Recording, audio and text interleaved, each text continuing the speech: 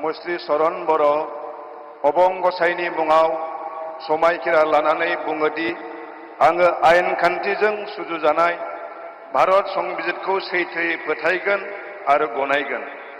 आं भारतनि सार्वभौमत्व आरो खौसेथिखौ रैखा खालामगोन। आं आसाम रायजोनि सासे मन्थ्रि महरै फोथायनाय आरो गोगो गोसोयै आंनि मावनो गोनां हाबाफोरखौ गिनाय एबा सोरखौबा अननाय, मोजां मोननाय एबा गिज्रा गोसो लायालासिनो संबिजित आरो खान्थि बायदियै गासैबो थाखोनि सुबुंनि फारसे गाहाम बिसायगोन।